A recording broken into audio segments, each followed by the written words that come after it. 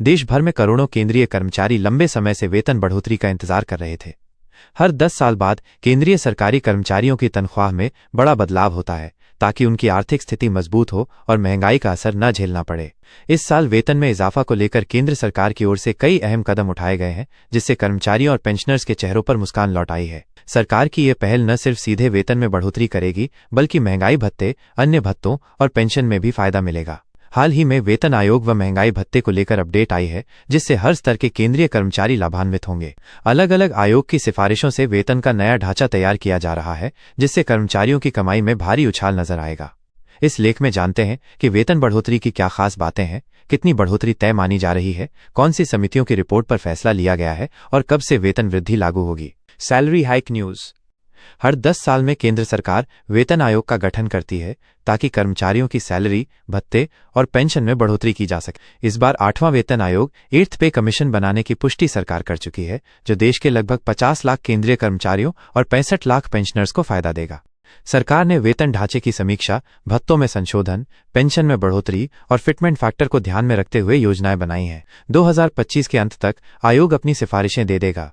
नई सैलरी जनवरी 2026 से लागू होने की संभावना है। वेतन में कितना इजाफा होगा? इस बार वेतन में बढ़ोतरी 30% से 34% तक होने के अनुमान लगाए जा रहे हैं। फिटमेंट फैक्टर 1.83 से 2.46 के बीच तय किया गया है, जिससे बेसिक सैलरी में सीधा फायदा मिलेगा। इस बढ़ोतरी से सबसे छोटे से लेकर बड़े स्तर के कर्मचारियों की आमदनी में भारी अंतर आएगा। नई सैलरी लागू होने पर महंगाई भत्ता डीए फिर से 0 रीसेट हो जाएगा, और हालांकि डीए हटा दिया जाएगा, बेसिक सैलरी बढ़ जाने से कुल वेतन में बड़ी बढ़ोतरी नजर आएगी। महंगाई भत्ता, डीए और अन्य लाभ। फिलहाल केंद्रीय कर्मचारियों को 55% से अधिक महंगाई भत्ता डीए मिल रहा है, जो 8वें वेतन आयोग के लागू होते ही एक बार फिर 0 से शुरू होगा।